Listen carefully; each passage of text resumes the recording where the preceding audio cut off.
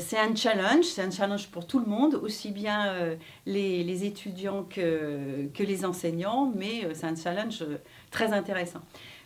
Pour l'étudiant, c'est effectivement acquérir une compétence, c'est être capable de maîtriser une méthodologie, donc les étapes d'une démarche, être capable d'être autonome pour choisir soit des techniques, des outils, soit des textes, des lois, des règles qui seraient le plus adaptés à une situation dans un contexte. Dans une compétence, ce n'est jamais une compétence intrinsèque, c'est jamais une compétence complètement déconnectée. Une compétence dans nos disciplines et dans le domaine professionnel de l'expertise comptable, c'est forcément une organisation qui a, à un moment donné, dans un contexte donné, un problème, une situation à résoudre. Et donc,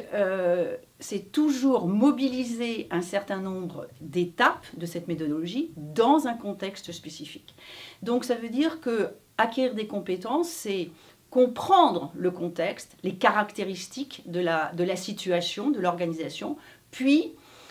choisir parmi les savoirs, les techniques, les outils, celle qui sera le plus adaptée pour essayer de résoudre ou de proposer des solutions. Donc c'est clair que c'est une démarche beaucoup plus active, beaucoup plus intelligente et beaucoup plus autonome que l'on va demander aussi bien aux jeunes pour se former, mais qui seront aussi ensuite évalués à l'issue de l'examen à travers cette compétence. Ça c'est pour l'étudiant, mais pour les enseignants, ça veut dire aussi former à ces compétences et ça veut dire évaluer ces compétences.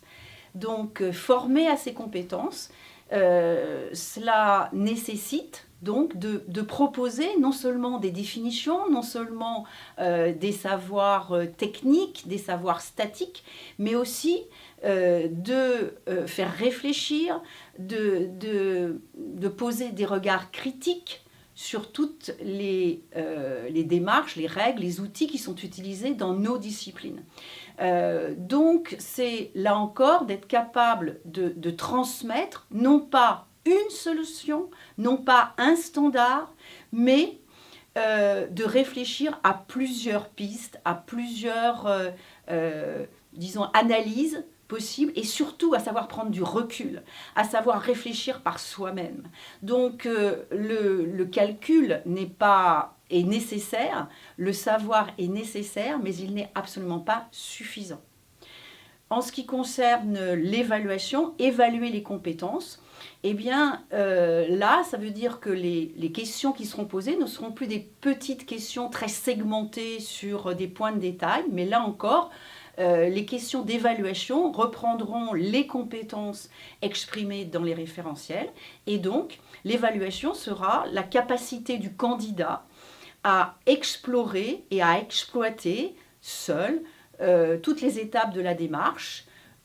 pour résoudre une situation dans un contexte donné. Donc la différenciation, elle se fera non seulement, bien sûr, sur la maîtrise des définitions des savoirs, mais aussi sur l'autonomie, le choix, la